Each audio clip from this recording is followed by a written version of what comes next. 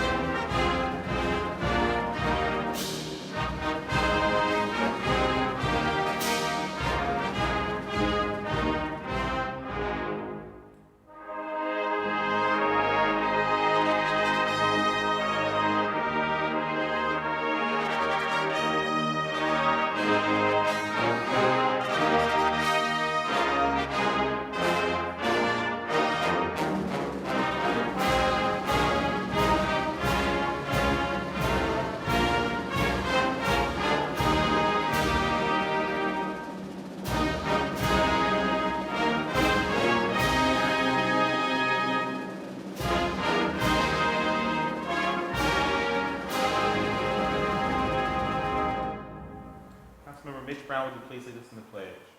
I pledge allegiance to the flag of the United States of America and to the republic for which it stands, one nation, under God, indivisible, with liberty and justice for all. This evening, Council is pleased and appreciative to have Reverend Dr. Judy Alston, the senior pastor at Woodland Christian Church, that will pray for us. Pastor, welcome back to Council.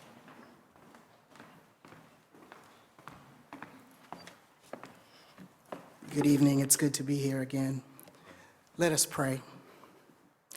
To the one who is known by many names, and the one who's beyond all names, the one who is creator, sustainer, and giver of life, we first honor you by giving you thanks for this day and its blessings.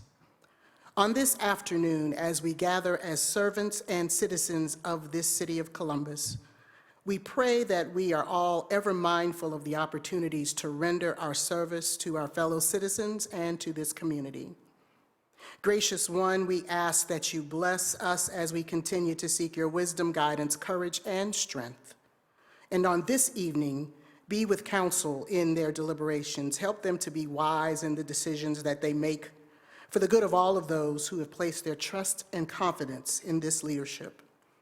Give them insight to lead with integrity and knowledge that their decisions may reflect what is right and good for all who live in this community of Columbus, Ohio. Tonight, I pray that the spirit of love, the spirit of community, the spirit of justice will give them patience to be compassionate and helpful toward one another and to actively and carefully listen. Give them clarity, give them the capability to be present in this moment, give them the understanding of those in our city who are struggling, and give them the willingness to do something about it. Give them the potential to change what they can change and to do what they can do to make our city an even better place for all. All of these things we pray in the name of all that we hold sacred and holy, all that we hold to be good and right and true. May it be so. Amen. Amen. Thank you, Pastor. Clerk, please call the roll. Brown, Dorans, Favor, Remy, Tyson, President Harden. Any person who takes any actions to obstruct or interfere with the conduct of tonight's meeting may be charged with disturbing a lawful meeting pursuant to Columbus City Code 2317.12. Any person who enters those areas of city council chambers reserved for city officials or invited guests may be charged with criminal trespass pursuant to Columbus City Code 2311.21. Thank you, Madam Clerk. This week's communications, which received by the City Clerk's Office, are going to list it in the City Bulletin.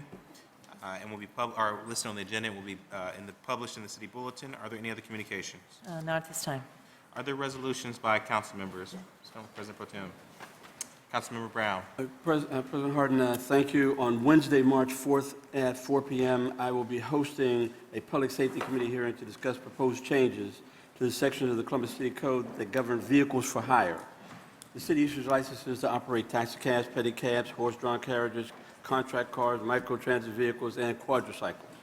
The public hearing will not address ride-sharing services like Uber or Lyft or rentable scooters. Public testimony will be accepted at the hearing. The interested parties wishing to speak at the public hearing must complete a speaker slip on the day of the hearing prior to 5 p.m. That's all I have, sir. Thank you. Thank you, Councilmember. Councilmember Dorn. Thank you, President Harden. No resolutions this evening, but this time I want to announce my community hours for the month of March. It's a mouthful, apparently. I will be meeting with students at The Ohio State University as part of the Council for Graduate Students Initiative to increase dialogue between university students and local elected officials. If you're an OSU student, I encourage you to join us this Wednesday, March 4th at 5:30 p.m. in room 100 of Page Hall, located at 1810 College Road, Columbus, Ohio. Thank you, President Harden. That's all I have tonight. No pizza. Thank you, Councilmember Dorns. Councilmember Favor. Thank you, Council President Harden. Tonight, I have Resolution 0052-2020 to recognize and honor the Columbus Alumnae Chapter of Delta Sigma Theta Sorority Incorporated on their support and service to the Columbus community through the Be the Light initiative. I'd like to ask all of the ladies of Delta Sigma Theta to join us at the podium. Delta Sigma Theta Sorority Incorporated was founded on January 13, 1913 by 22 collegiate women at Howard University. These women of vision wanted to use their collective strength to promote academic excellence and provide assistance to those in need. Despite the tremendous risk, the founders of Delta Sigma Theta Sorority Incorporated performed their first public act by marching in the historic women's suffrage procession in Washington, D.C. on March 3, 1913. Delta Sigma Theta Sorority Incorporated was the only African-American women's organization to participate in the march. The members of the Columbus Alumnae Chapter strive to continue the legacy of sisterhood, scholarship, and service. The annual Be the Light initiative provides a platform to shine a light and bring awareness to issues that disproportionately impact our community in an effort to raise our collective voices and speak truth to power. Now more than ever, we must stand up against issues of mental health and depression, human trafficking, suicide, and every other ism that aims to put women in a box. With that, I am pleased to announce that we will light City Hall red tonight in honor of Delta Sigma Theta and the Be the Light initiative. Soares, the floor is yours. Thank you. Good evening. The Honorable Shayla Favor and members of City Council, President Harden. I am Angela Evans, First Vice President, Membership Chair. I bring greetings from Deborah R. Pickens, President of Columbus, Ohio Alumnae Chapter. The leadership and 312 members of the award-winning chapter humbly accepts this recognition. Columbus Alumnae will continue to provide support and services to the Columbus community. We will continue to let our light shine, to be a beacon for those temporarily in dark places. Again, thank you. Thank you. And just as a note to those who may be watching online or will still be here, because I'm sure all of us will still be here past 6:30, City Hall will be lit red this evening in honor of the initiatives of the sorority. With that, are there any comments or questions from my council members? With that, I'd move for adoption. Please call the row. Brown, Dorans, favor, Remy Tyson. President Harden. Adopted. Thank you. Thank you.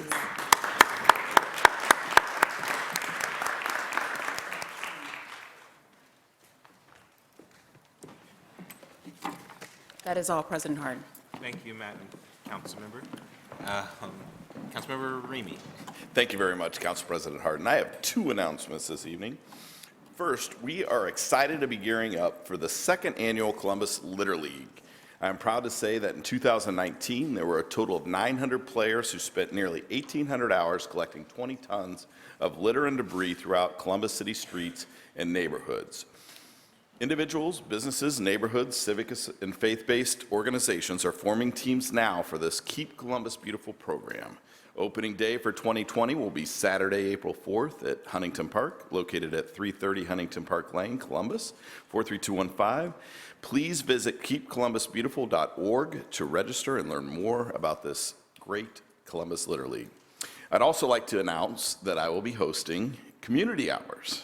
This time we're going with a bagel theme on Thursday, March 26th at Block's Bagels. That's located at 6115 McNaughton Road, Columbus, 43232. Councilmember Brown, you can stop by, from 11 to 12:30. That is all I have this evening. Thanks. Thank you, Councilmember. Councilmember Tyson.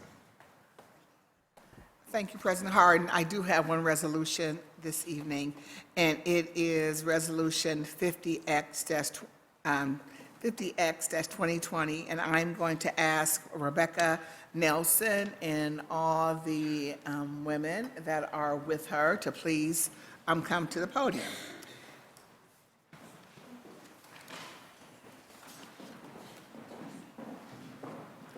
And this resolution is to declare March the 8th of 2020 to be International Women's Day in the city of Columbus, celebrating the ongoing achievements that have been made in support of women's equality and acknowledging the ongoing social, economic, and political barriers that women continue to face around the world. Whereas the International Women's Day was first observed in Europe by Austria, Denmark, Germany, and Switzerland in 1911, and continues to be celebrated around the world as a testament to the enduring strength, bravery, and zeal of women past and present. Whereas the International Women's Day is renowned for recognizing the social, economic, and political barriers that have been overcome by women around the world. It is also distinguished for raising awareness against bias, taking action for equality, and ultimately creating a balanced world, which is better for all of us. And whereas the women's access to education, health care, and paid labor has improved over the years, what is more, legislation is promising equal opportunities for women and respect for their basic human rights has been adopted by many countries. Whereas it is important to celebrate the progress that women have made, it is also imperative to keep the light shining upon the areas for which more movement and progress is needed, as well as to identify solutions and innovative changes to achieve the goal of equality for women. And whereas our society cannot rest until each of our mothers, sisters, and daughters have secured their rightful place as full and equal partners in a just, peaceful, and civil society at home and abroad. Whereas the theme for the International Women's Day for 2020 is Each for Equal. As an equal world is an enabled world, individually we're all responsible for our own thoughts and actions. We can actively choose to change stereotypes, fight bias, broaden perspectives, improve situations, and celebrate women's achievements. Collectively, each one of us can help create a gender-equal world. Let's all be #Each for Equal. Whereas the International Women's Day will be celebrated not only in the city of Columbus and Central Ohio, but around the world. A special observance coordinated by the Global Health Education and Development will take place on Friday, March the 6th from 11 to 1:30 at the Ohio State House, commemorating the collective action and shared ownership that our community has for driving the issue of gender parity forward. The motto for this observance will be also #Each for Equal. Now therefore be it resolved by the Council for the City of Columbus that this council does hereby celebrate the vital role that women have played throughout history. Moreover, this council remains fully committed to doing its part in creating a world in which women's equality is more than a goal, but a living reality, and declares March the 8th of 2020 to be the International Women's Day in the City of Columbus. I move for adoption. Please call the row. Brown, Brown, Dorans, favor, Remy Tyson. President Harden. Adopted. Thank you. And now I'm going to turn the floor over to Ms. Rebecca Nelson. Thank you so much, Councilmember Tyson, Council Chair Harden, and members of council. This is a wonderful resolution today. This is the 10th year of the celebration of the International Women's Day at the State House. And I don't want to belabor, because I want each of these women up here to introduce themselves individually to council, but I think many of you have met them individually at events over the years. And this is a small representation of the women from international backgrounds that live in this city, right? So I just want to, in closing, just say that this is a small group here. This group deeply appreciates the recognition of council for the work. We know that there is still more work to be done, And the shine the light is an awesome statement because every woman up here today does that every day in their work. And the other quote that I'll lift up is women lift up half the sky, right? We've heard that phrase as well. So without further ado, I would like, Marianne, would you lead us off and introduce yourself? And I forgot to mention myself, I'm Rebecca Nelson with the City of Columbus, Columbus Public Health. Good afternoon, everyone. Thank you so much for having us, council members, Council President Hardy, and particularly Councilwoman Tyson. My name is Marian Duale. I am the Executive Director of Global Health and Education Development and the lead agency of the International Women's Day event. Good evening, City Council of Columbus. Thank you so much for this honor. My name is Lair Marin Markham. I'm representing the Ohio Latino Affairs Commission, the Latina Mentoring Academy, the Columbus Chamber of Commerce, the Southwestern School District, and also the great part of all the Latinas here in the state of Ohio. Thank you for this honor. Good evening. I'm Samia Alzir. I'm the Vice President for the Arab American of Central Ohio. We really thank you very much for your support. And we are looking for a very successful International Women's Day on March 6th. Thank you. Good evening, council members. Guadalupe Velasquez, Managing Director of Welcoming City. Thank you once again for always being brave and doing the right thing and valuing everybody in Central Ohio. Thank you. Good evening, everyone. This is Maliha Razi, and I'm the owner of women-owned organization. It's Dahlia Occasions Event Management and Decoration Company. Hi, and I'm Christine Garcia, representing our agency, Us Together. We want to thank you for your proclamation today. Good evening. My name is Houlay Tiam. I am the president and CEO of Mauritanian Network for Human Rights, which is a nonprofit organization that helps Mauritanians living in Columbus.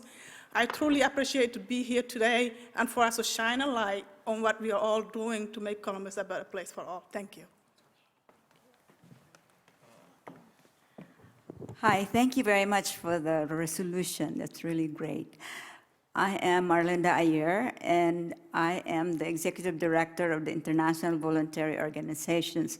I'm actually with several organizations, but I mention this specifically because we do have a peace garden that showcases Columbus as a cosmopolitan city, not a cow town anymore. When I used to be told that when I was speaking all over for conferences and all that. So we have a cosmopolitan city, and the Peace Garden, the Franklin Park actually is a showcase of that. And we have the colors of Columbus that represents the diversity of the city of Columbus or the greater Columbus area. And 2 years from now, 2022, we're gonna have the first Cherry Blossom Festival, like Washington, D.C., and we are working on it. All the trees have been planted. We're planting a few more this spring, but October 3, we are going to have a prelude of that. So you're all welcome to that. Thank you. And I thank you for all coming, and certainly the sisters here from the Delta Sigma Theta sorority who's a shine the light, just like each and every one of you are certainly shining the light in this community. And you are why Columbus is a great city, because of this great diversity, but certainly because of the women, and women make things happen. I certainly just really appreciate your leadership in each of your respective organizations, and we look forward to continuing to work with each and every one of you. So I have a resolution that I will give to Miriam, but I also have certificates for each of you that says, has your name on it, and celebrating equality and the achievements of women, and grateful recognition of your service, support, and advocacy of women, commemorating Sunday, March 8th as International Women's Day in the city of Columbus. Equal, each for equal. So thank you for your leadership. Thank you.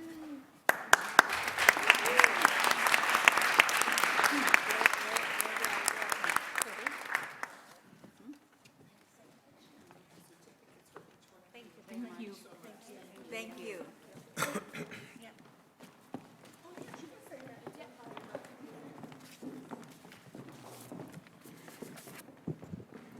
Once again, thank you so much for the resolution, council members, Council President Hardy, and Council Member Tyson.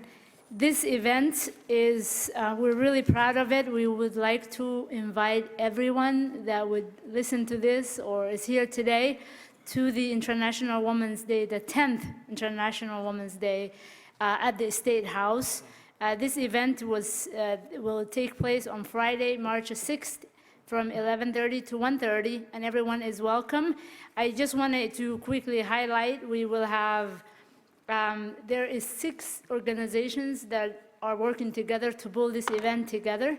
Global Health and Education Development, Us Together and Welcoming City, Role Model Magazine, Arab Americans of Central Ohio, and the Ohio Latino Commission, Ohio Latino Affairs Commission.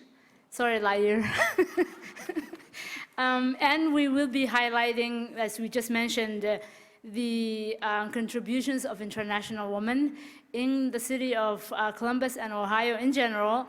We will have Dr. Rosary Ifedi, a well-known community leader, educator, and a social member that's well recognized in the city as our keynote speaker. We will also be highlighting Dr. Nagara from Children's Funds, Dr. Horan Mohammed, and Sarah Abu Rashad as one of our other international women that will share the spotlight and share how they're making difference in the community and how they're on their own place advocating for women's advancement in our great city. Thank you so much, and hope to see you there. And thank you. It's always a great event, and thank you for your leadership. Thank you.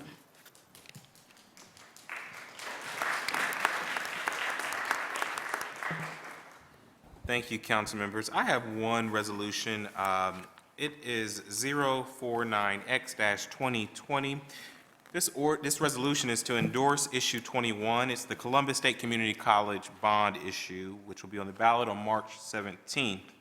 Columbus State is an education and workforce powerhouse for Columbus. Columbus State Community College provides an affordable education to more than 45,000 full and part-time students each year. More than 75% of Columbus State's alumni work in the Columbus region and play a vital role in leading industries with good jobs. While other colleges have seen tuition skyrocket, Columbus State has kept their costs low, allowing students to get their certificate or degree while minimizing student debt.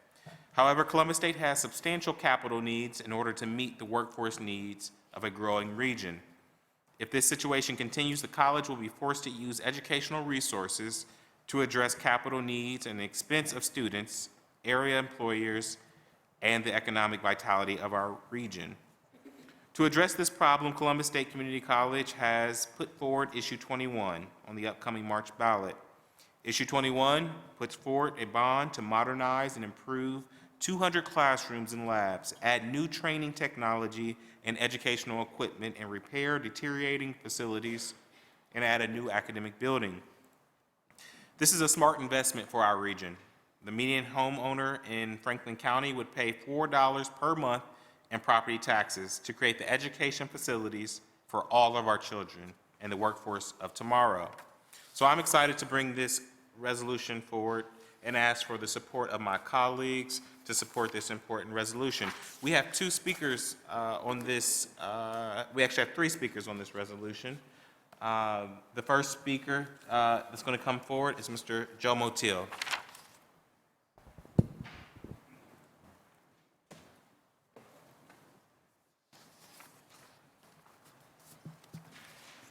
Mr. Motil, welcome back to council. Thank you.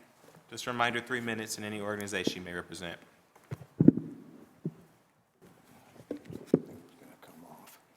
Good evening, President Harden, yes, Pro Tem Brown, members of City Council. Joe Motil, reside at 167 West Cook Road, Columbus. No one is disputing the importance of Columbus State's role in providing necessary affordable quality education for people of this community. Both of my children attended Columbus State, and I have friends who teach there and have been involved with the college in other ways. But let's be clear, our state legislators and governor have dropped the ball when it comes to adequately funding state colleges, which is why they passed on their responsibility to state community colleges, allowing them to beg the public for funding. It is the responsibility of the state of Ohio to fund state colleges, while state colleges are also expected to be engaged in fundraising campaigns, applying for grants and other means to raise money. Even though there is a $2.7 billion sitting in a rainy day fund, certain state elected officials don't seem to value the importance of education and won't budge on spending any of those funds for state colleges. For the average median income household in Columbus, it will cost almost an additional $50 a year. For a newly constructed home, about $80 a year. And if passed, this property tax increase will assuredly be passed on to renters who, for the most part in Columbus, are finding it harder and harder to find true affordable housing. So you are endorsing a property tax increase while we are having an affordable housing crisis, and yet you continue to grant tax abatements to your campaign-contributing wealthy corporations and luxury real estate developers while placing the burden on working families and low-income individuals to pay for Issue 21. Property tax abatements totaling no less than $312 million over the last 4.5 years, and another one that will most likely be approved this evening. Wealthy tax-abated condo and homeowners in places like Parks Edge, the Short North, Old Town East, all get a free ride, while those who can least afford it have to pay. Columbus State attracts from all Ohio's 88 counties, yet only Franklin County taxpayers are being asked to subsidize this expense. 74% of its students are from our county, and 45% of Columbus State's enrollment is online. A 2019 report showed that Columbus residents pay the 4th highest overall taxes of any large city in America. Franklin County has the 2nd highest sales tax in the state. And if anyone honestly believes that this county's outrageous taxes do not have a direct correlation to poverty, you need a reality check. Maybe the campaign contributors of the PAC that was formed to convince the voters of Franklin County that they should shoulder the responsibility of paying for the educational needs of Columbus State should take it upon themselves to help Columbus State's financial needs. If property tax abatement recipients and those receiving income tax breaks like AEP, Nationwide, Huntington, Ohio Health, and limited brands can drop hundreds of thousands of dollars into this $1 million-plus campaign, they and others certainly have the means to contribute heavily to an institution that produces the future employees of their businesses. And it would seem to be in their best interest to do so. I would encourage voters to vote no on Issue 21. Thank you. Thank you, Mr. Motil. Next speaker to come before council on this issue is Barbara Reardon.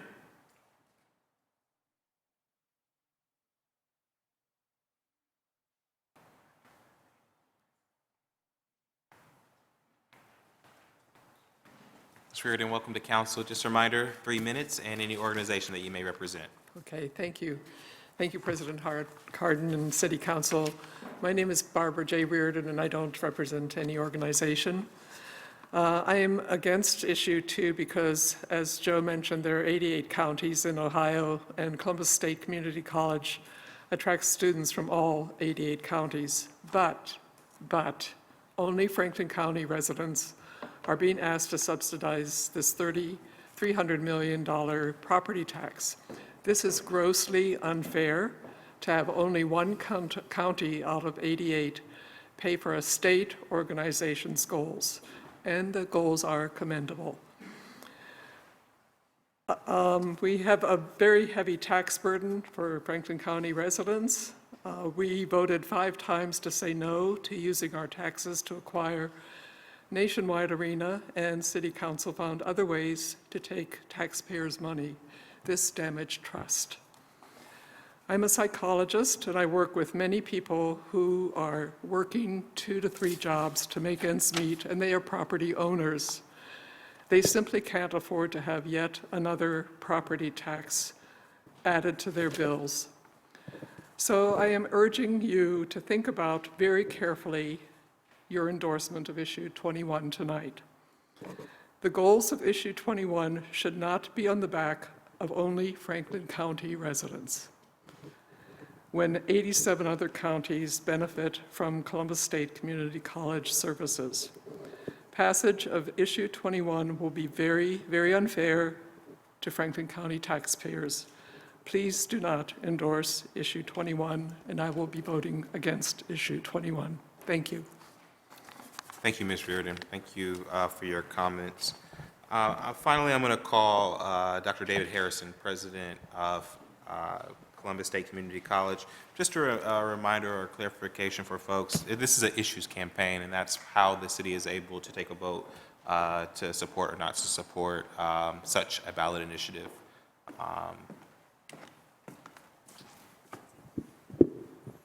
Welcome. President Hardin, President Pro Tem Brown, members of council, thank you for considering this endorsement of issue 21, and thank you for the partnership that Columbus State enjoys with the city of Columbus.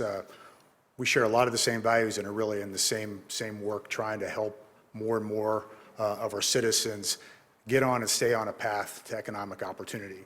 And the key to that is a good job and a high-growth career, and the key to that is the right education and training. That's really what issue 21 is about, to make sure as a community we've got the capacity to respond to the changing nature of work. Columbus State has worked hard to ensure an affordable pathway to economic opportunity for all of our citizens. We are working closely with employers to ensure that the training that students are being provided is advancing their career prospects, whether they're 18 or 48. As we've deepened our partnerships with employers, the gap between what our facilities provide, the experiences our facilities provide, and what is needed in the high-performance workplace has become clear. Columbus State's folks have been great stewards of the resources that we've been entrusted with. Every day, our people are making trade-offs between investing in a classroom and fixing an elevator. And the ability to provide a step change in this capacity for our community is what issue 21 is about. As President Hardin said, it will update over 200 classrooms and labs, really provide the kinds of investment in our community that will allow us to lead from a workforce development standpoint, which is really the key to economic growth in our region. The other thing this will do, for the first time really in the college's history, it'll give us a chance to engage the community with a long-term plan on what we want this community to be for the next 10 years and beyond with regard to the workforce opportunities of the people in our community. On behalf of the faculty, staff, students, and trustees, Columbus State Community College, we are grateful for your support and for consideration of issue 21. Thank you, Dr. Harrison. I would just add that as Columbus is blessed to have so many colleges and universities, but some universities are actually becoming having higher barriers to access. Columbus State Community College still has high-quality education and access to almost all of our residents. And so it's important as we think about human development and really specifically human skills development being the new economic development, that we make sure that all of our young people have access to this high quality of workforce training because it will impact all of us. And it's just a reminder, the City of Columbus gets our resources from income taxes. And we need a skilled workforce to give back to the income taxes that help pave roads and move our city forward. Do any of my colleagues have any questions or comments? Councilmember Tyson. Thank you, President Hardin, and thank you, President Harrison, for being here today. I understand certainly the importance of having,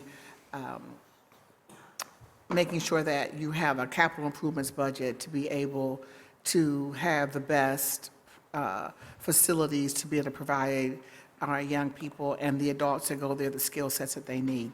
And it is very important, as Council President Hardin just stated, that we know that a lot of our young people attend Columbus State even while they're in high school to be able to gather those skill sets. And many of those, so they're there while they're in high school, but also it certainly is a place where an individual, once they get out of high school, can come there because of the low cost of the hourly rate to go to school there, that they can go to school there for a couple of years and transfer to another college to get additional skills should they want to do that. So that's also quite important. But also, if we're talking about, certainly about the issue of poverty that I know was brought up in the discussion a little bit earlier today, is that we need to make sure that our young people and our adults have the opportunity to move forward. And the only way you absolutely move forward is through enhancing your education, whether that be getting through a certification program, whether that be through building and trades, whether that be getting a 4-year education. That what we're finding in this community and some of the research that I'm doing, especially around Black girls and also Black single women who are raising families, that certainly why they are still staying in poverty is because of maybe only having that high school education. And if we can ensure that our young people and moms can be able to come to a place like Columbus State and get the additional skills, it certainly will empower their family and for them to move forward. So I am appreciative of what Columbus State has done. I certainly, people know that I certainly early on, a long time ago, that when it was Columbus Technical Institute, I certainly attended there and just have really, I appreciate the education that I received from CTI at the time. But most importantly now, the importance of what Columbus State can do for our young people and for our families to move forward. And you cannot move forward with the best education if you don't have the proper facilities to do that. So even though I know it is going to cost us, it will cost, for those of us who are homeowners, it's going to cost a little bit more. However, that investment is critical for all of our community to move forward. So thank you for being here and sharing. Thank you, Councilmember Tyson. Councilman Remy. Thank you very much, President Harden. Dr. Harrison, we appreciate the partnership. It's good to know that we have somebody we can trust when we come and talk to your organization about educating our people, our citizens of Columbus. We have a piece of legislation on in economic development tonight where over half the jobs, 55% of them, require an associate's degree or less, and they are good paying jobs, $69,000 and up. So we are excited, but we have to be nimble and make sure that we are providing the right type of training to attract these types of businesses to the city of Columbus. So we appreciate that, and although there is a little bit of cost and investment in that, I'm a former Columbus State student myself, to fill in the gaps between summer, when I was taking some summer classes. So certainly appreciate that this asset is here for this city and the surrounding areas, and we appreciate all the hard work that you're doing. So fully supportive of this resolution this evening. Seeing no further questions or comments, I move for adoption. Please call the row. Brown, Dorans, favor, Remy Tyson, President Harden.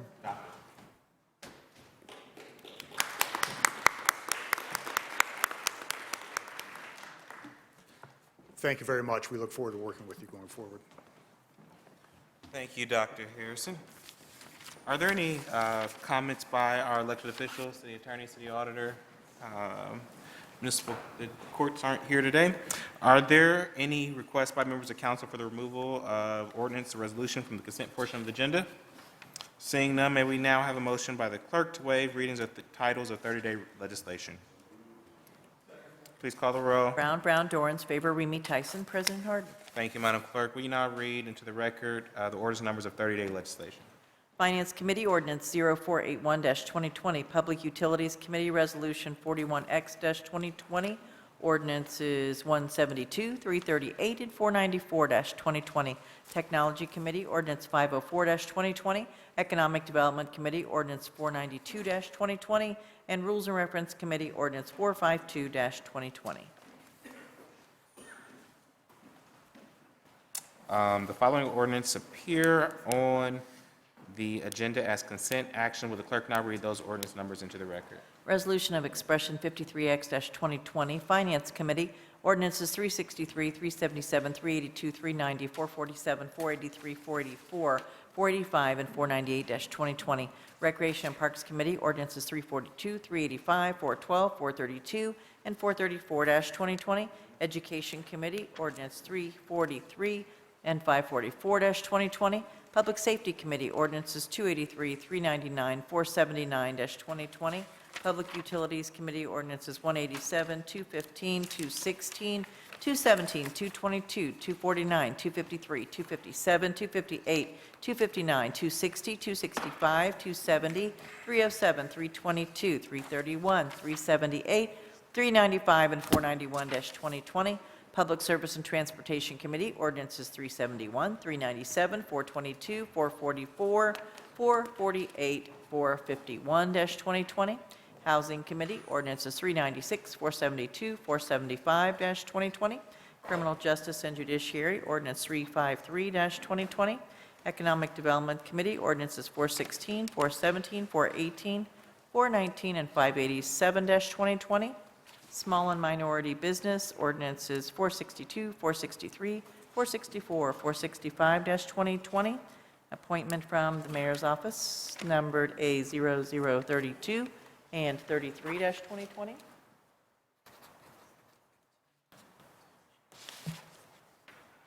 Okay, and my deputy says I need one correction. I trust her. Public Utilities, ordinance is 274-2020 instead of 270-2020. That's it. Thank you, Madam Clerk. Seeing no speakers on the consent portion of the agenda, may I have a motion for approval of items designated as consent? Is there a second? Please call the roll. Brown, Dorans, favor, Remy Tyson, President Harden. Passed. We will now proceed with the second reading of 30-day tabled and emergency legislation. The first committee to come before council is the Finance Committee, chaired by Councilmember Elizabeth Brown. Councilmember, the floor is yours. Thank you, President Harden. In Finance tonight, we are starting with Ordinance 482-2020 to amend the 2019 capital improvement budget to authorize the Director of Finance and Management to enter into a contract on behalf of the Office of Construction Management with R.W. Setterland Building Company for the renovation of the Neighborhoods Building, to authorize the transfer of $3,452,000 within the Construction Management Capital Improvement Fund, to authorize the expenditure of $3,452,000 from the Construction Management Capital Improvement Fund, and to declare an emergency. This project is for the renovation of the 21,000 square foot facility formerly known as the Point of Pride Center, located at 1410 Cleveland Avenue. This renovation will include updating or adding 15,000 square feet of office space that will allow the Department of Neighborhoods to consolidate a majority of their staff, approximately 55 additional employees, including the 311 call center staff, into one building. This renovation will include layout changes to accommodate the additional staff, as well as upgrades to HVAC, electric, and plumbing. Emergency action is being considered to expedite construction so that new staff can be in the building prior to the occupancy deadline of September 1st, 2020. We appreciate the work of the directors working together to help make this necessary improvement for the operation of the Department of Neighborhoods. Are there any questions from colleagues? Seeing none, I move for passage. Second. Please call the roll. Brown, Dorans, favor, Remy Tyson, President Harden. Passed.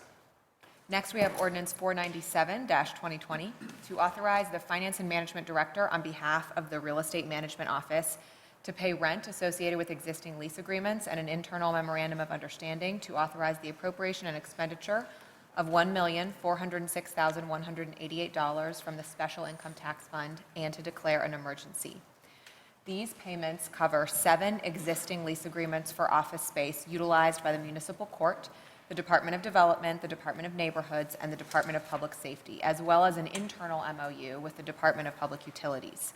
Each of these agreements has automatic renewal options that are subject to appropriation and funding by council for rent. Emergency action is being considered to allow for the timely payment. Any questions? Seeing none, I move for passage. Second. Please call the roll. Brown, Dorans, favor, Remy Tyson, President Harden. Passed. Thank you, President Harden. That's all I have in Finance. May I move to Education Committee? Please. Tonight in Education, we have Ordinance 0455-2020 to authorize the Director of Education to enter into a contract with Millard Consulting to assist the department in operationalizing Millard's 2019 Program Needs Assessment recommendations for the new early learning facility in the Hilltop, to waive the competitive bidding provisions of the Columbus City Codes, to authorize the expenditure of $30,376 from the general fund, and to declare an emergency.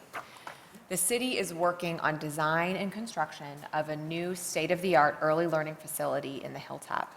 When open, the facility will provide a high-quality early education to approximately 240 children on the Hilltop. In 2019, the Department of Education contracted with Millard Consulting to assist in determining what wraparound programs and services were needed for children and families who utilize the new facility in order to be successful. Mental and behavioral health services, as well as access to fresh food, stable housing, employment, childcare, and transportation are all factors in making informed programming decisions at the new center. This contract is for the second phase of the work, to operationalize these recommendations for services made in the initial report. Director Smido, is there anything you would like to add about the work ahead, and can you speak to the competitive bid waiver and need for emergency? President Pro Tem Brown, President Harden, members of council, thank you for this. This really is phase 2 of the work, as you mentioned. Millard did some really great work for us in 2019. They're intimately familiar with our needs for this facility and have put together some great recommendations for programming. So this will just help us operationalize that work. Great. Thank you, Director. Thank Any you. questions or colleagues from my questions from my colleagues? Second. Right. I move for passage. Thank you. Please call the row. Brown, Dorans, favor, Remy Tyson, President Harden. Pass. Thank you. Fortunately, the next ordinance, I really only have to read the title, and I can turn over the talking to my colleague. We have ordinance 563-2020 to authorize an appropriation within the Neighborhood Initiative Subfund in support of Columbus Youth Council and to declare an emergency. And before I do turn it over to Councilmember Favor to share more about this, I want to acknowledge the work that you've put in, the incredible group of young people that we've been fortunate to get to talk to at City Hall. I really enjoyed sitting down with the group and am deeply grateful for you bringing that opportunity to us as your colleagues. Councilmember. Thank you, President Pro Tem Brown. The inaugural Columbus Youth Council was convened for the 2019-2020 school year. Students selected to the Columbus Youth Council are learning about city government and how they can become stewards in their community. They have begun participating in several lessons dealing with topics such as the structure of our city government, city development, youth services provided by nonprofit organizations, and so much more. For their service on Columbus Youth Council, students will have the opportunity to travel to Washington, D.C. to lobby state and federal leaders on matters of importance to Columbus. Our students have already had the opportunity to meet some of our city's leaders, including City Attorney Zach Klein, Councilmember Elizabeth Brown and Mitch Brown, Director of Public Service Jennifer Gallagher, and of course, many more to come. I am very excited about this program as we have an amazing group of 17 juniors and seniors representing Columbus City Schools. They are bright, excited to learn, and motivated to help lead our city.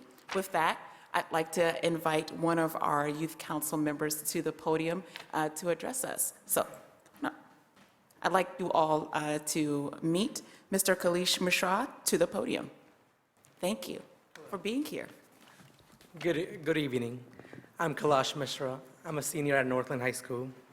I would like to thank Councilmember Favor and her team for giving us a great privilege from learning from her and the leaders of our community.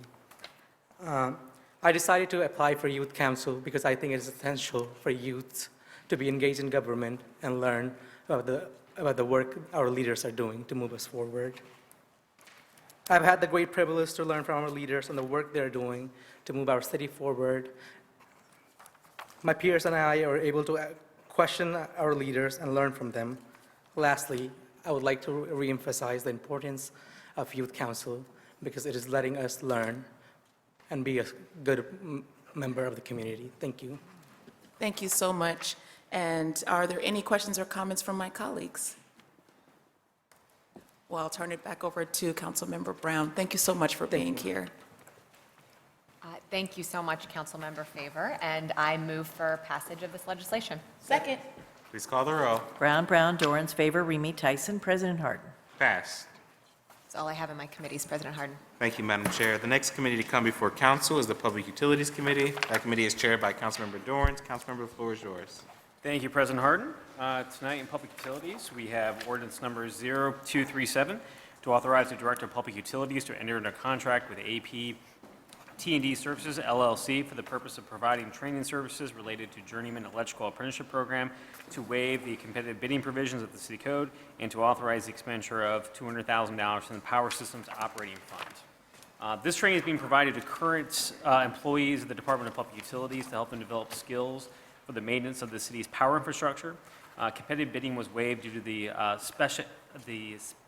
specificity of the training requirements and the proximity of AEP's training location here in Central Ohio.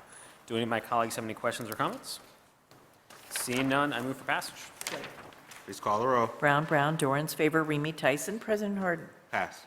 Next, we have ordinance number 0247-2020 to authorize the Director of Public Utilities to enter into a professional construction management agreement with Black & Veatch Corporation for the Lower Olentangy Tunnel Capital Improvement Project, and to authorize the expenditure of up to $4,174,157.47 from the Sewer General Obligation Bond Fund. This project will enhance the water quality of the Olentangy River and improve the performance of the 3 large sewers that serve multiple North Columbus neighborhoods. Do any of my colleagues have any questions or comments? Seeing none, I move for passage.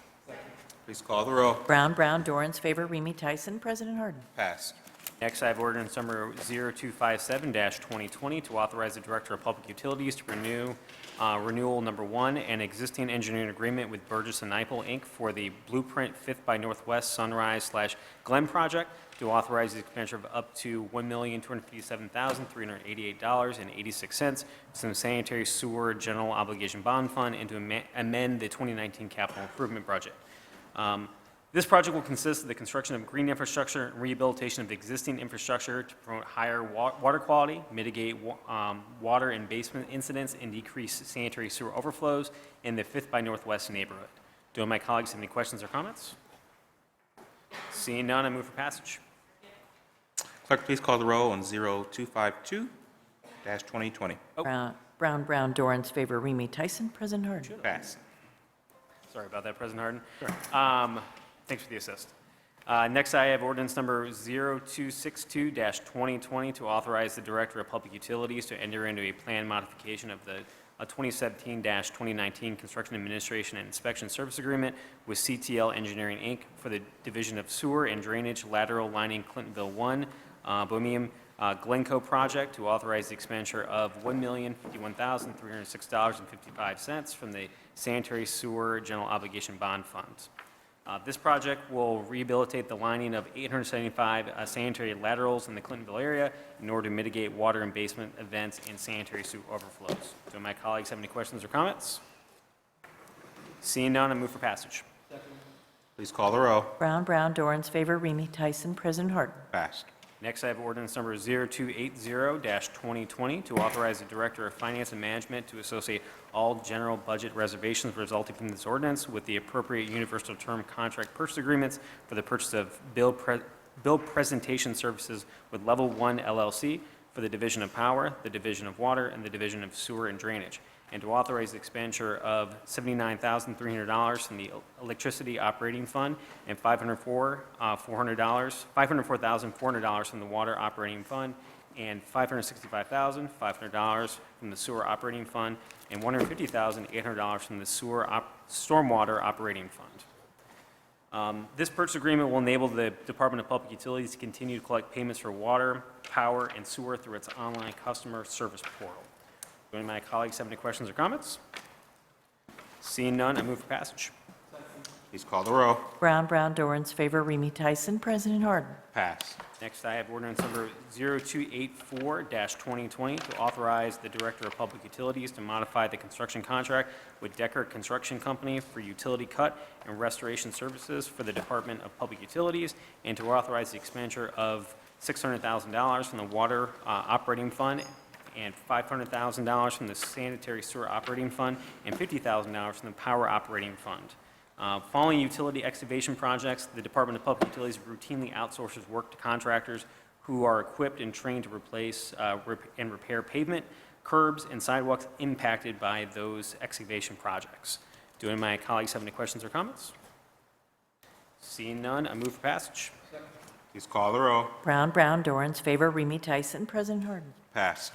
And finally, I have ordinance number 0329-2020 to authorize the Director of Public Utilities to enter into a construction contract with Elite Excavating Co. of Ohio for the East Franklinton Phase 1 project in the amount of up to $3,447,682.50 to authorize the appropriation and transfer of $1,508,891.25 from the Sanitary Sewer Reserve Fund to the Ohio Water Development Loan Fund, to authorize the appropriation and expenditure of $1,508,891.25 from the Ohio Water Development Loan Fund, to authorize a transfer of $229,028.56 and an expenditure of up to $228,516.25 within the Sanitary General Obligation Voted Bond Fund, to authorize an expenditure of up to $1,652,275 within the Water General Obligation Bond Fund, and to amend the 2019 capital improvement budget. This project will address consent order obligations to the Ohio EPA and consist of sewer rehabilitation, sewer replacement, and pump station upgrades in the East Franklinton area. Do my colleagues have any questions or comments? Seeing none, I move for passage. Please call the row. Brown, Brown, Dorans, favor, Remy Tyson, President Harden. Passed. And with that, that's all I have this evening, President Harden. Thank you, Mr. Chair. The next committee to come before council is the Public Service Committee. That committee is chaired by Councilmember Favor. Councilmember, the floor is yours. Thank you, President Harden. Tonight, we have in Public Service and Transportation, ordinance number 0166-2020, to establish the downtown parking benefit district per the requirements of Columbus City Code Section 2155.13, to authorize the city auditor to create new subfunds within the parking meter fund, to authorize the city auditor to establish appropriation in the downtown parking benefit district operating subfund of $4 million, to authorize the city auditor to transfer cash between subfunds within the parking meter fund, and to declare an emergency. A parking benefit district is one part of a parking management plan to improve parking availability and to encourage the use of alternative forms of transportation within the defined area. The creation of the parking benefit district will create a funding source to improve the neighborhood and enhance mobility options for residents, employees, and visitors in the area. The downtown parking benefit district is bounded on the north by the center line of Interstate 670, bounded to the east by I-71, bounded to the south by I-71, I-71, I-70, I-71, and bounded to the west by the Olentangy River, north of the confluence of the Olentangy and Scioto Rivers to Interstate 670, and the Scioto River from the confluence of the Olentangy and Scioto Rivers to I-70. That was a lot. Director Gallagher, do you have any additional comments? Do my colleagues have any questions or comments? Seeing none, I would move for passage. Please call the row. Brown, Brown, Dorans, favor, Remy Tyson, President Harden. Passed. Thank you. Next, I have ordinance number 0336-2020 to authorize the city attorney to file complaints in order to immediately appropriate and accept the remaining fee simple and lesser real estate necessary to timely complete the Agla Road Sidewalks Improvements Project and to declare an emergency. Are there any questions or comments from my colleagues? Seeing none, I would move for passage. Please call the row. Brown, Brown, Dorans, favor, Remy Tyson, President Harden. Passed. Thank you. Next, I have 0423-2020 to amend the 2019 capital improvement budget to authorize the transfer of funds and appropriation within the Streets and Highways Bond Fund, to authorize the Director of Public Service to enter into a contract modification with Strand Associates in connection with the pedestrian safety improvement Worthington Woods Boulevard Sidewalks Project, to authorize the expenditure of up to $170,000 from the Streets and Highways Bond Fund for the pedestrian safety improvement Worthington Woods Boulevard Sidewalks, and to declare an emergency. Director Gallagher, could you provide us with some more background on this project? Yes, so this project was originally scoped as a sidewalk project, and as the city and others were completing the Central Ohio Greenways Plan, we realized we had an opportunity to connect significant neighborhoods to the Metro Parks trail system through Sharon Woods to the Alum Creek Trail if we built this as a shared use path rather than a sidewalk. As we continued conversations with our regional partners, we also realized if we continued and built a shared use path from this project north along Sancus Boulevard, we would connect to one of the largest employers in the region, Chase, who is working to find alternatives to get employees to work. As you go south from our project, we also connect into a Worthington project that connects into a trail that will take cyclists and pedestrians all the way to the Olentangy Trail to the west. So not only are we connecting residents to recreational opportunities, we are connecting thousands of people to modal choices for employment and ultimately creating an east-west connection from the Olentangy Trail to the Allen Creek Trail. This is a great example of regional collaboration and creating those east-west trail connections. Thank you for the opportunity to talk about this project, and if you have any questions, I'm happy to take those. Thank you, Director Gallagher. Are there any questions or comments? Seeing none, I would move for passage. Please call the row. Brown, Dorans, favor, Remy Tyson. President Harden. Passed. Thank you. Next, I have 0438-2020 to authorize the city attorney to file complaints in order to immediately appropriate and accept the remaining fee simple and lesser real estate necessary to timely complete the FRA-US 40-10.55 West Broad Urban Paving Project and to declare an emergency. Are there any questions or comments from my colleagues? Seeing none, I would move for passage. Please call the row. Brown, Dorans, favor, Remy Tyson. President Harden. Passed. Thank you. That's all I have in public service. May I move to housing? Please. In housing, I have ordinance number 0473-2020 to authorize the Director of the Department of Development to execute any and all necessary agreements and deeds for conveyance of title of one parcel of real property, 892 to 894 East Fulton Street, held in the land bank pursuant to the Land Reutilization Program and to declare an emergency. This ordinance, as well as the following, represent the great work of our land bank and community partners in rehabilitating homes and offering affordable housing options for our residents in greatest need. I'd like to ask Director Michael Stevens to provide more context on this parcel. Thank you, President Harden, Chair Favor, members of council. As the land bank has evolved over the last 25 years, we went from acquiring vacant and abandoned properties that were a nuisance to focusing on how do we take those properties and work with partners that will make investment to address our housing shortage needs, particularly our affordable housing needs. So Healthy Rental Homes will be redeveloping this site for a apartment complex.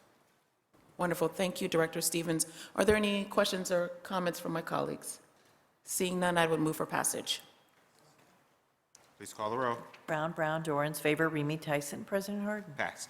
Up next, I have 0474-2020 to authorize the Director of the Department of Development to execute any and all necessary agreements and deeds for conveyance of title of one parcel of real property, 1566 Genesee Avenue, held in the land bank pursuant to the Land Reutilization Program and to declare an emergency. We do have one speaker on the ordinance tonight on this one. I'd like to invite Mr. Nathaniel Wilkins to the podium.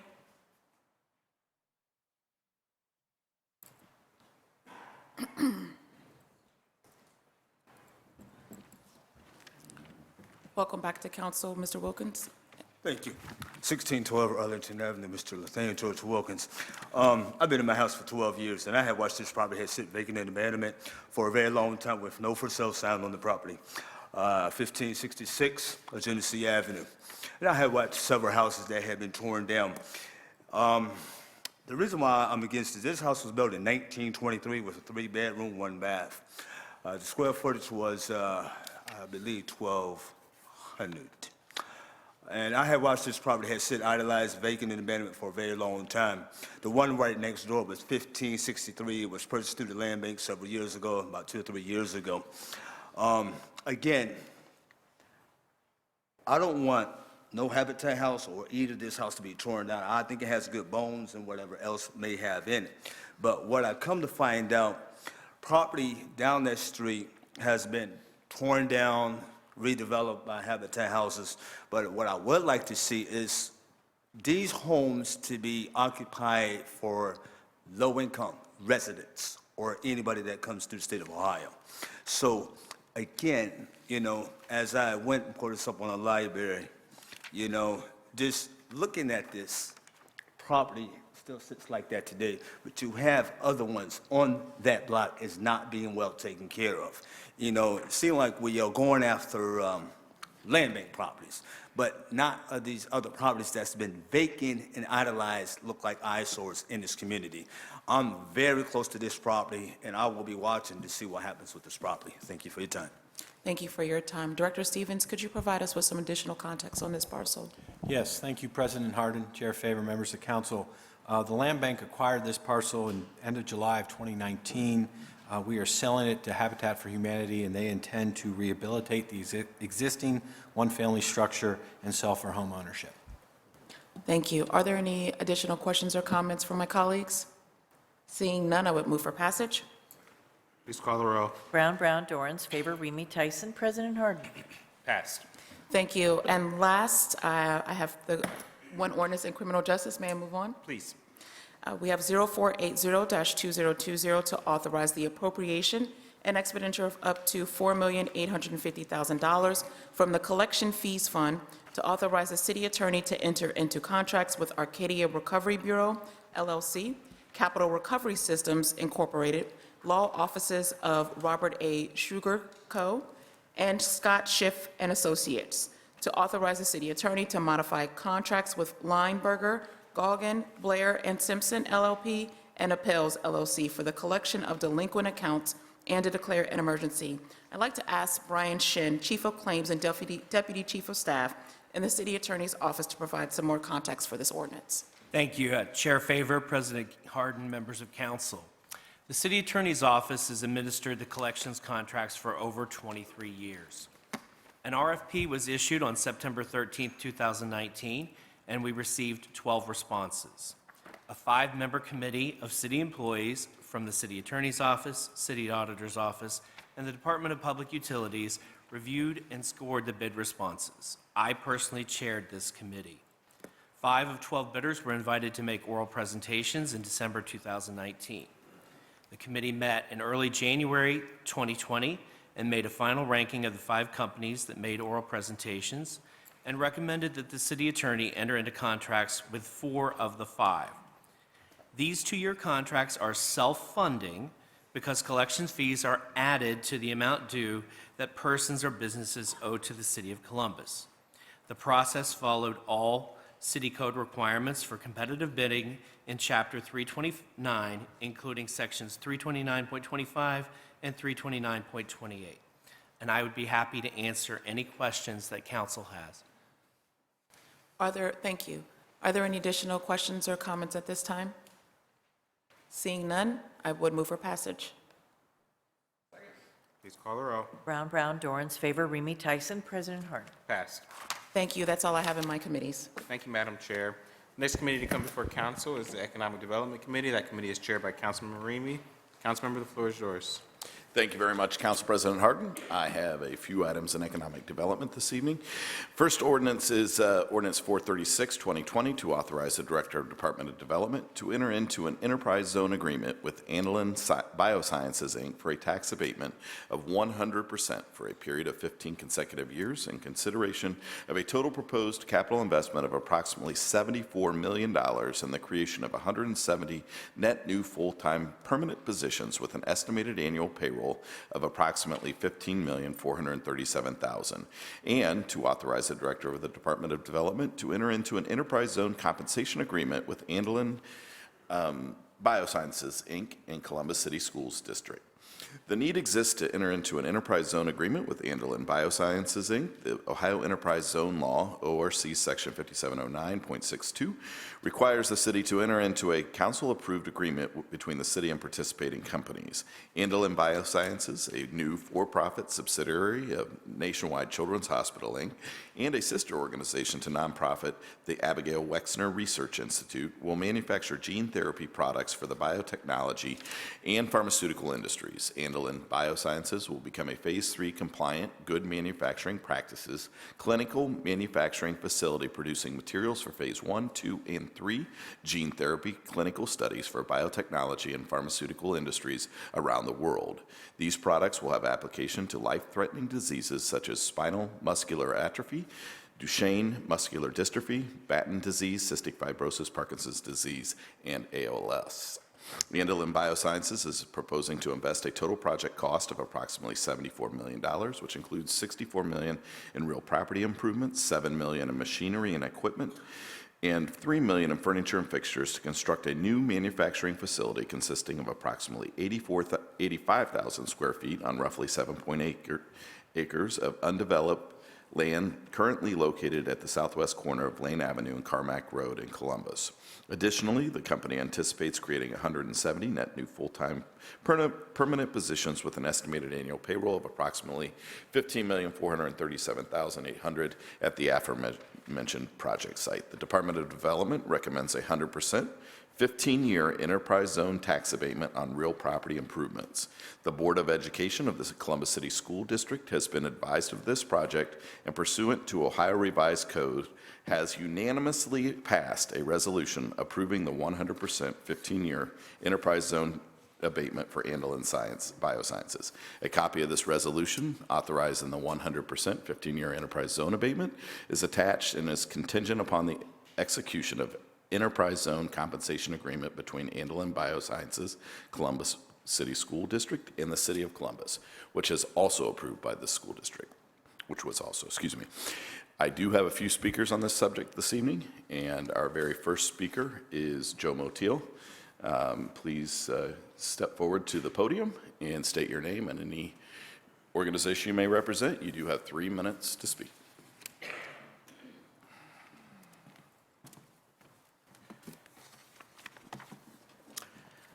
President Harden, members of council, Pro Tem Brown. $1 million tax abatements and other tax breaks have been given to Huntington Bank, Easton, Ball, Metal, Food Container, Nationwide Arena, Cover My Meds, Big Lots, Worthington Industries, UPS, Alliance Data Systems, Abbott Labs, American Electric Power, Ohio Health, Heartland Bank, and Amerisource Bergen, just to name a few. And I could probably spend the remainder of my 3 minutes naming all the campaign contributing luxury real estate developers who have also received tax abatements. No one in this room, including myself, is going to dispute the importance of Children's Hospital and the impact that it has on the well-being of our community and the world for that matter. But the tax abatements should not be granted based on one's good reputation and influence. Children's Hospital has a proven track record of its worldwide leadership and financial success with its gene therapy inventions and generating startup companies. Most recently, Children's netted $36 million in addition to royalties as the result of its ties with the gene therapy spinoff company while developing the world's most expensive gene therapy drug, which cost $2.1 million for a single injection.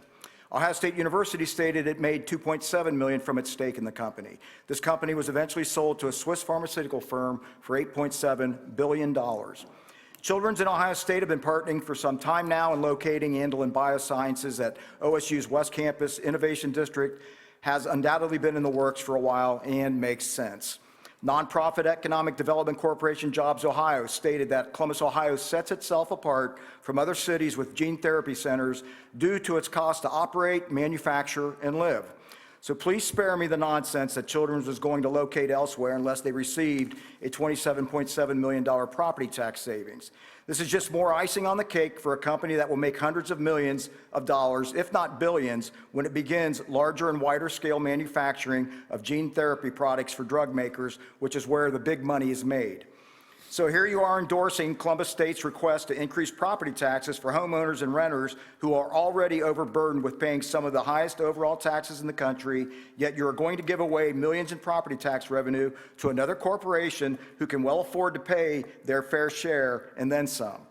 And I'm sure it won't be long before voters will be asked again to bear the burden of a tax increase from our school district or someone else. 30% of foreclosures in Franklin County are due to folks not being able to pay their property taxes. And our public schools are being undermined by this continuation of unnecessary corporate handouts. Yet no one down here seems interested in doing anything about it. Affordable housing, public education, the social and economic ills of our community will only continue to worsen due to your continuation of granting blanket tax abatements and city income tax giveaways. Your trickle-down economics theory is not working. It is damaging to the overall well-being of those of lesser means, and it needs to stop. Thank you. Thank you very much, Mr. Motil. Bob Leidy is our next speaker. Bob Leidy, if you could please approach the podium and state your name, any organization that you represent. You will have 3 minutes to speak.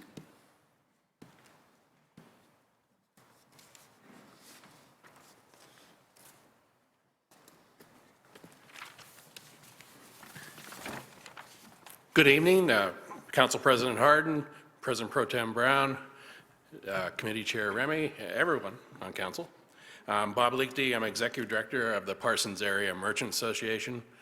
I've been a South Columbus resident since 1988 and community activist down here since the early 90s. Tax abatements are tough topics. Even though I run an organization that promotes business, I don't automatically think a tax abatement is a solution. To me, you have to evaluate each one on a case-by-case basis. And we've done that with this one. And this is huge. And my organization and I personally do support this tax abatement. Nationwide Children's Hospital is a major anchor for economic development. I mean, beyond even just the health care they provide for the world, for our families and our kids. They're a major anchor for economic development for South Columbus and the immediate area, and even some other neighborhoods near East Side. They have been growing their research program for a while. My understanding is they're planning to add a 4th research tower it's breaking ground later this year. They are a partner working with us in many ways. They work with business organizations like mine, and I don't mean giving money per se, but just helping, doing all kind of things. But they do a lot of services that cost dollars. And they're very involved in the schools and in city schools, which is one of our passions.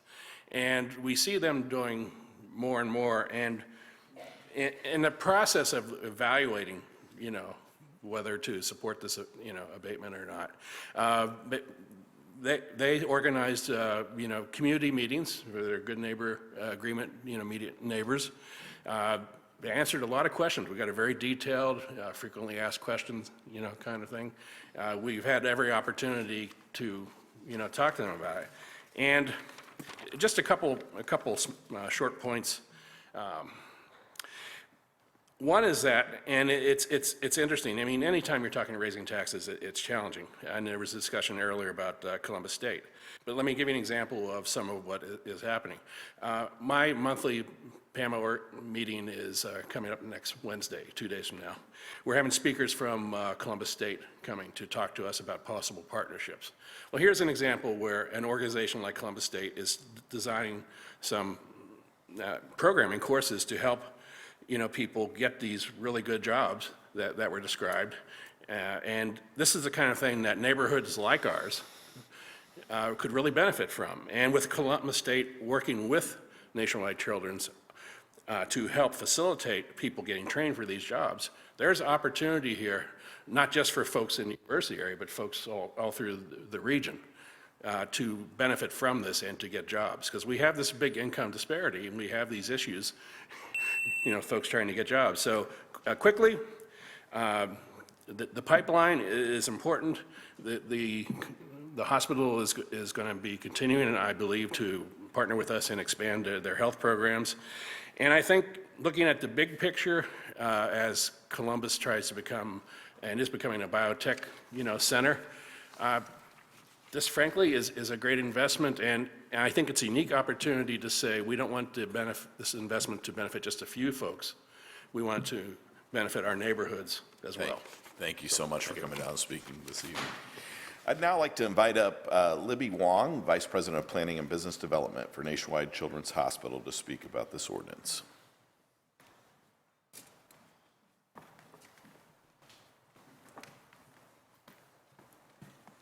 Thank you for having us here tonight. Good evening, Council President Harden, Council President Pro Tem Liz Brown, and Economic Development Chair Remy. and the fellow council members. We appreciate you having us here tonight.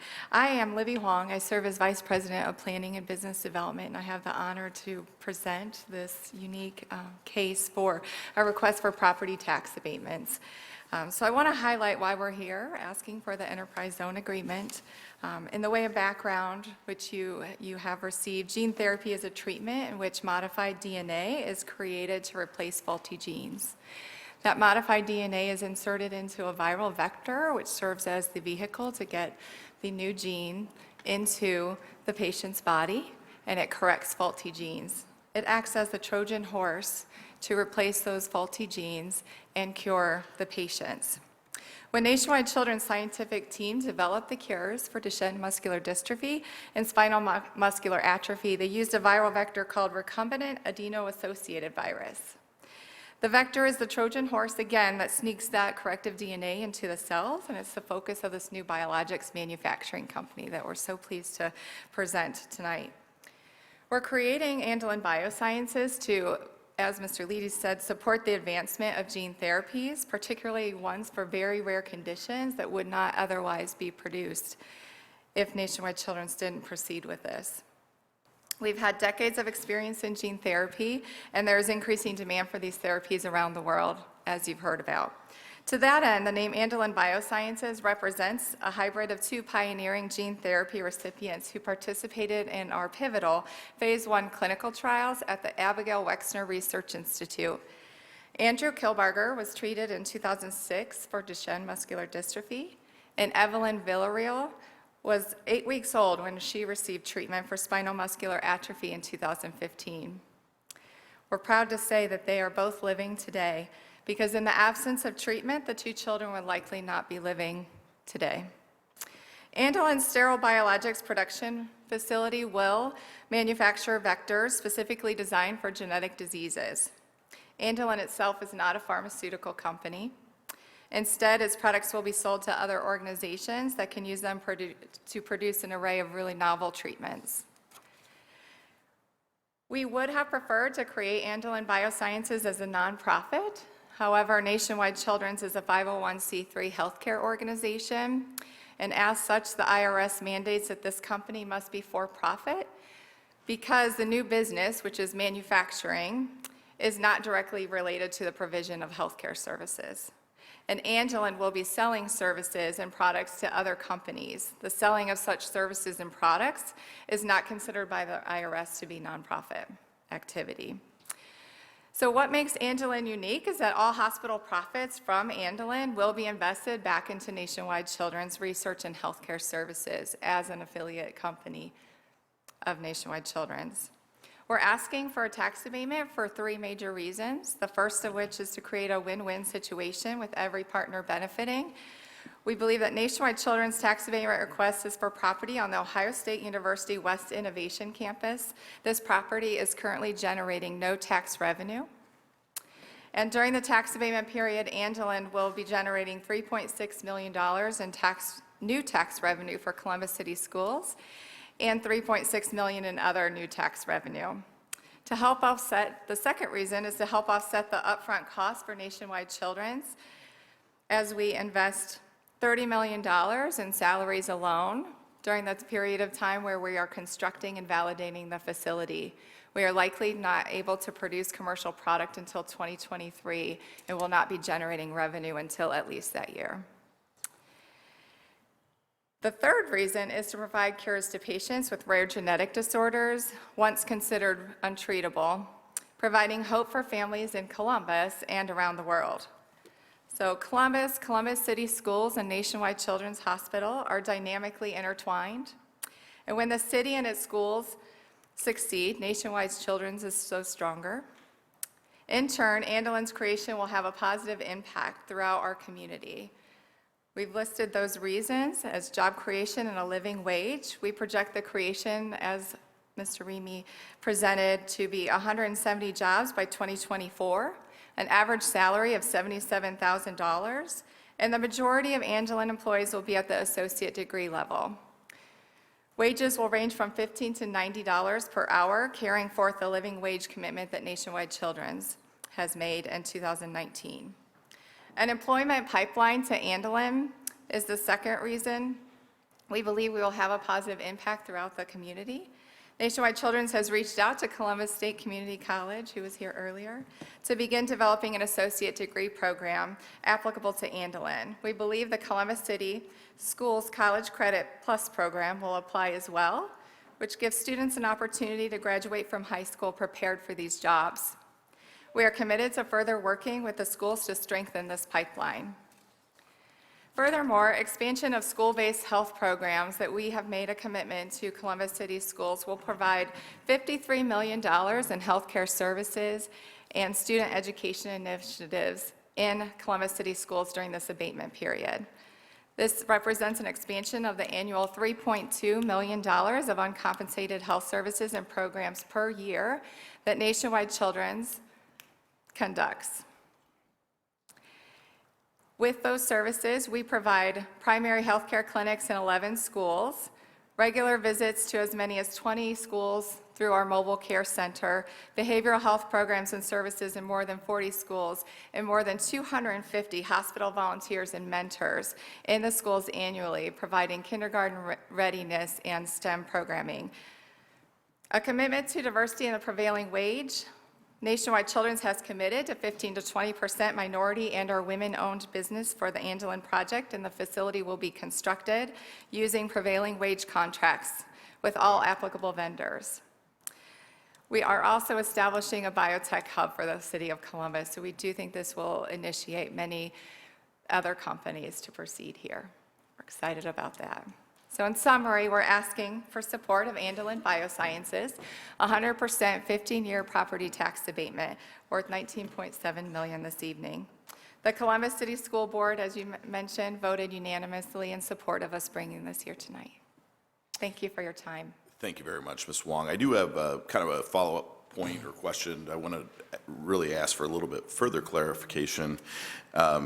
As you mentioned, all the profits will go back into the 501c3 of Nationwide Children's Hospital. Am I correct? That's correct. Thank you very much. Are there any questions from my colleagues? Yes, Councilmember Doran. Thank you, Chair Remy. Either Ms. Wong or Chair Remy or Director Stevens, just a point of clarification. You mentioned that currently this property generates no property tax dollars. Could you talk a little bit about why? Sure. Because it's state land, it's not taxed today. Thank you. Mm-hmm. Councilmember Tyson. Thank you, Chair Remy. I have a couple questions. For gene therapy, you will be looking at, currently you mentioned some of the illnesses that certainly that this company has already helped many children.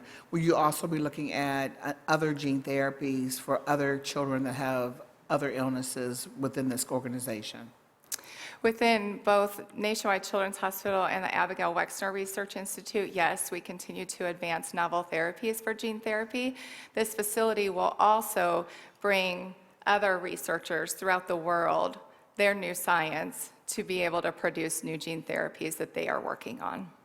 Yeah, because I'm very much concerned about, I'll just be very transparent here, certainly for sickle cell disease, and wanting to make sure, because that certainly is a disease that touches people of color, and it has certainly not been a disease that there's been a lot of, I should say there's not been a lot of work around that particular illness, and so certainly want to make sure I put my state my comments about the importance of that disease that's still within the, especially in the African American community.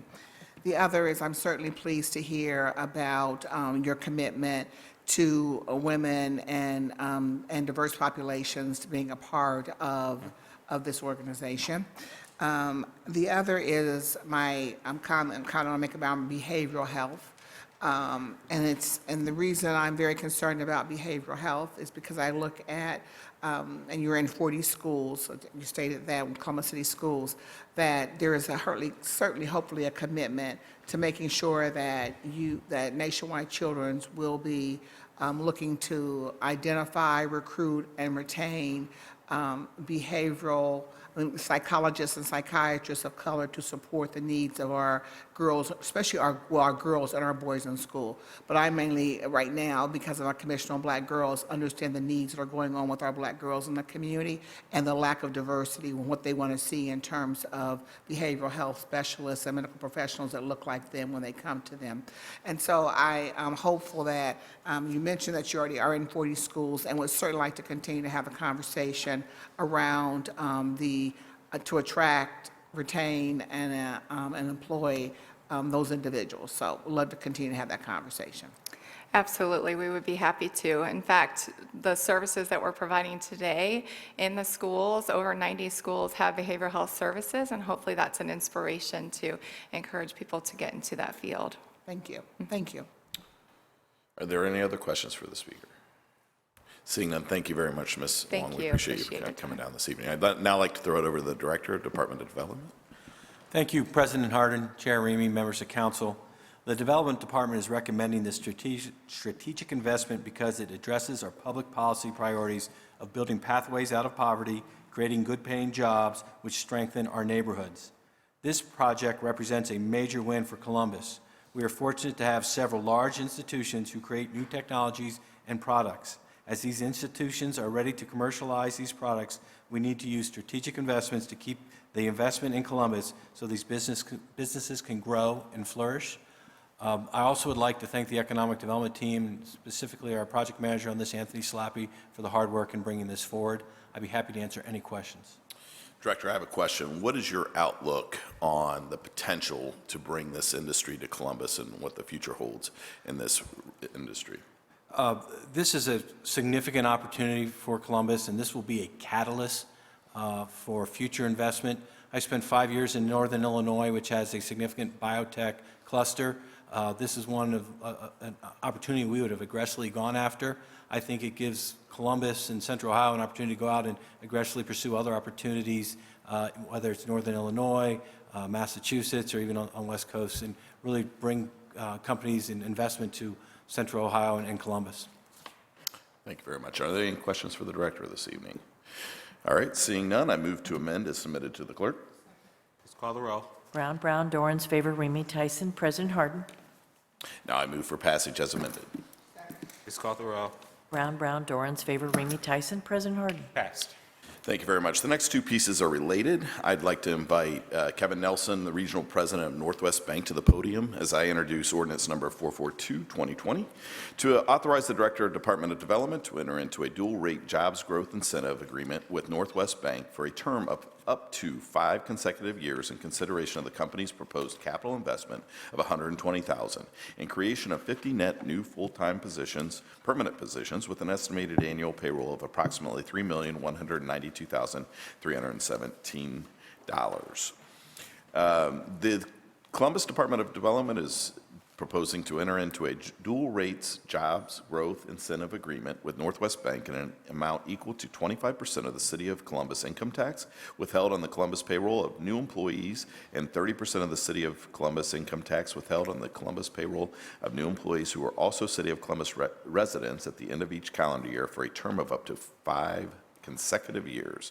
Northwest Bank is proposing to invest $20,000 in technology and $100,000 in furniture and fixtures to expand operations at 1 Eastern Oval, Suite 415, Columbus, Ohio. Additionally, Northwest Bank will create 50 new full-time permanent positions with a cumulative estimated annual payroll of approximately $3,192,317 to support its growth and retain 23 full-time permanent positions with a cumulative annual payroll of $1,505,048. Northwest Bank is requesting a dual-rate jobs growth incentive from the City of Columbus to assist with this expansion project. This legislation is presented as 30-day legislation. Mr. Nelson, the floor is yours. Good evening, President Harden and members of council. My name is Kevin Nelson. I represent Northwest Bank, and it's a pleasure to be here tonight. Northwest Bank is headquartered in Warren, Pennsylvania, and we currently operate 172 facilities throughout Pennsylvania, New York, and we have 20 of those are in northeastern Ohio. outside the Cleveland market. We are currently in the process of expanding and announcing an acquisition that will close in April 24th of this year. So we are currently at, as you indicated, at Easton Oval, where we have a mortgage fulfillment center. Currently have approximately 23 people, and due to our growth, we're looking at expanding that into additional 50 people by 2022.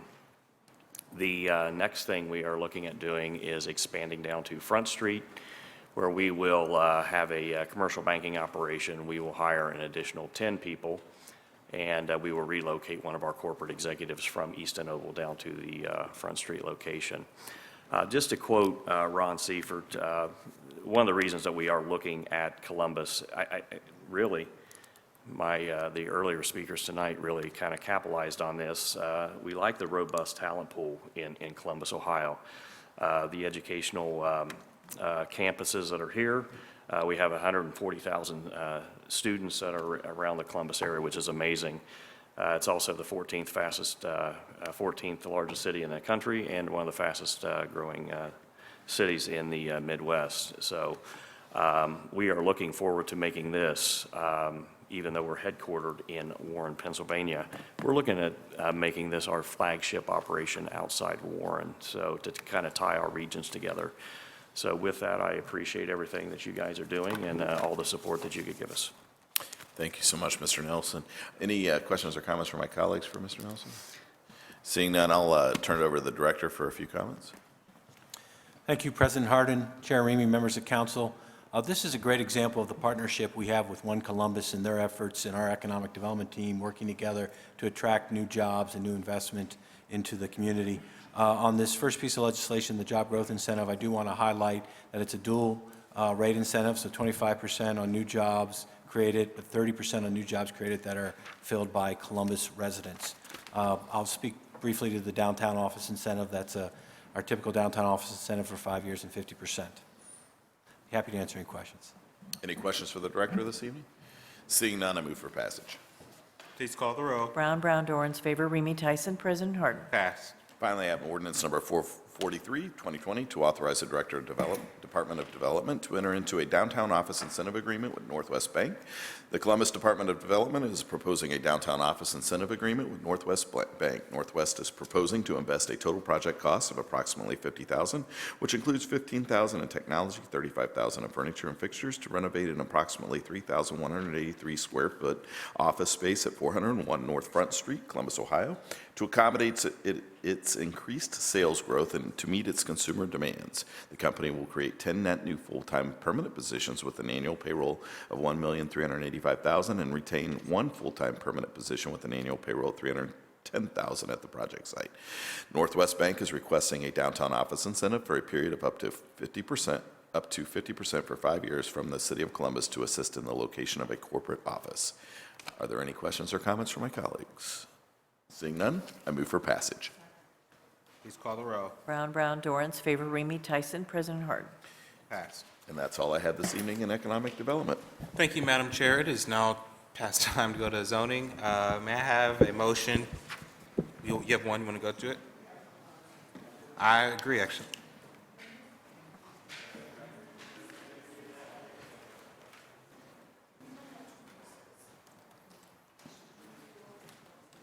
Since I agree. Please keep on going.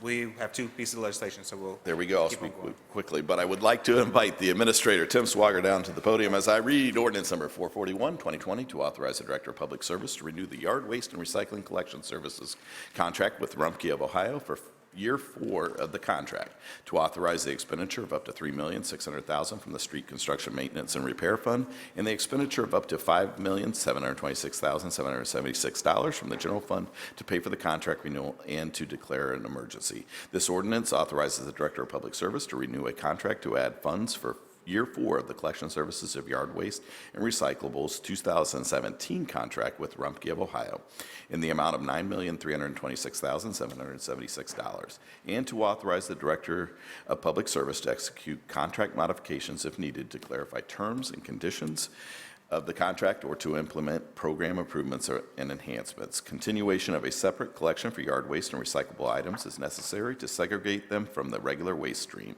This serves to extend the life of the landfill operated by the Solid Waste Authority of Central Ohio. Tim Swager, I'll turn the floor over to you, let you make any comments you may have. Thank you, President Harden, Chair Remy, council members. The Rumpke contract, this is the fourth year as 5, as you mentioned in the ordinance. We divert about 30,000 tons of plastics and paper and cardboard from the landfill each year through this program. We offer to our 206,000 residents. That's half of it. The other half is the yard waste that we offer every other week, yard waste and recycling. That also diverts another 21,000 tons from the landfill, which allows us to extend the life of that and also allows those products to be reused. Over 90% of them reused within the Midwest region as well. So we've got a recycling market here that needs those materials and certainly helps us as well in the environmental side. We have a participation rate of around 75% in the city. We continue to work on that to get it up even higher, but it's a very well respected and well used contract, and certainly something our residents take advantage of and use. With that, I'll offer up any questions. Thank you so much. I'd like to thank you for all the work that you do within that department. I know that sometimes as we grow, and we're growing so rapidly, up to 100 people a day, our resources are stretched thinner and thinner, but I know that you work magic and you make sure that our services continue at a very high level by maintaining costs, and certainly by doing it at a cost per household lower than many other municipalities out there. So thank you for that. Thank you. Are there any questions or comments from our colleagues this evening? Seeing none, I move for passage. Thank you. Please call the row. Brown, Dorans, favor, Remy Tyson, President Harden. Pass. And that's all I have in environment. Thank you very much. Thank you. The next committee coming for council is Health and Human Services, chaired by Councilmember Tyson. Yes, I have one ordinance this evening. It's ordinance 408-2020 to authorize and direct the Board of Health to enter into a contract with WBNS-TV, Inc. to continue a public awareness campaign to address obesity in Central Ohio, to authorize a total expenditure of $75,000 from the Health Special Revenue Fund, and to waive competitive bidding provisions of the Columbus City Code and to declare an emergency. In partnership with Metro Parks, Giant Eagle, Columbus Public Health will inform viewers and readers with practical, hands-on information utilizing 10 TV's Facebook, Twitter pages, and on-air news and on-air promotional spots, providing them with education they can use to help make the necessary changes to live healthier lives and active lives. If there are no questions or comments, I move for passage. Please call the row. Brown, Dorans, favor, Remy Tyson, President Harden. Pass. Thank you. That's all I have in my committee. Thank you, Madam Chair. And finally, in the Small and Minority Business Committee, we have two pieces of legislation, both pertaining to SID reauthorizations. Both have gone through extensive community engagement processes. The first is 0460-2020 to authorize the appropriation and expenditure of up to $3,100,000 from the Capital Crossroads SID Fund, and to authorize the Director of Development to enter into a contract with the Capital Crossroads Special Improvement District of Columbus, Inc. in an amount of $3.1 million and to declare an emergency. If there are no questions or comments, I move for passage. Please call the row. Brown, Dorans, favor, Remy Tyson, President Harden. Passed. And lastly, we have 0461-2020, and this is to authorize the appropriation and expenditure of up to $1 million from the Discovery SID Fund, and to authorize the Director of the Department of Development to enter into a contract with Discovery Special Improvement District of Columbus in the amount of $1 million and to declare an emergency. Are there any questions or comments from my colleagues? Seeing none, I move for passage. Second. Please call the row. Brown, Dorans, favor, Remy Tyson, President Harden. Passed. Seeing no further business to come for council, I move to adjourn. Call the row. Brown, Dorans, favor, Remy Tyson, President Harden. Council is adjourned. We'll let the director step aside, and then we will go into zoning.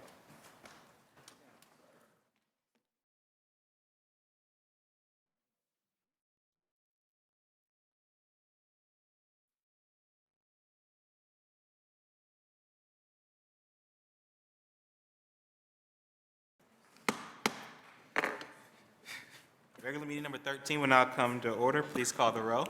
Brown, Dorans, favor, Remy Tyson, President Harden. Can I get a motion to dispense with the journal? Please call the row. Brown, Dorans, favor, Remy Tyson, President Harden. We will now go to the zoning committee. Councilmember Tyson chairs that committee. All members serve on it. Councilmember, the floor is yours. Thank you. Before beginning the zoning agenda, I'll briefly explain the rules of council as pertaining to speaking before council on zonings and variances. We permit 3 speakers on each side, 3 proponents, 3 opponents, and we ask that they limit their remarks to 3 minutes on each side. And we provide an opportunity for rebuttal from the applicant. On the advice of the city attorney's office, we ask that anyone here this evening who wishes to speak either for or against any council variance, including staff, please stand, raise your right hand, and be sworn in. I wish to tell the truth and nothing but the truth. Please answer, I will. I will. Thank you. The first ordinance is 458-2020 to rezone 2497 Bancroft Street, being 52.52 acres located at the southwest corner of Bancroft Street and Genesee Avenue from the LM Limited Manufacturing District to the LM Limited Manufacturing District. The applicant is Donald J. Compton and Anna B. Compton, trustees. The proposed use is a limited industrial and commercial development. The city department's recommendation is approval, and the Northeast Area Commission's recommendation is approval. If there are no comments or questions, we don't have any speakers, I move for passage. Please call the roll. Brown, Dorans, favor, Remy Tyson, President Harden. Passed. Thank you. Ordinance 459-2020 to grant a variance from the provisions of sections 3363.01, manufacturing districts 3311.28, requirements 3312.21B3, landscaping and screening 3312.25, maneuvering 3312.29, parking setback line 3312.49, minimum numbers of parking spaces required 3356.07C, distance separation standards 3363.27B2, height and area regulations 3363.41, storage, and 3363.42, public storage and repair shop of the Columbus City Codes. Columbus City Codes for the property located at 2497 Bancroft Street to conform a 2-unit dwelling and to reduce development standards for an automobile sales and service/repair facility in the LM Limited Manufacturing District. The applicant is Donald J. Compton and Anna B. Compton, trustees. The proposed use is a 2-unit dwelling and reduced development standards for an automobile sales and service repair facility. The city department's recommendation is approval, and the Northeast Area Commission's recommendation is approval. If there are no questions or comments from my colleagues, I move for passage.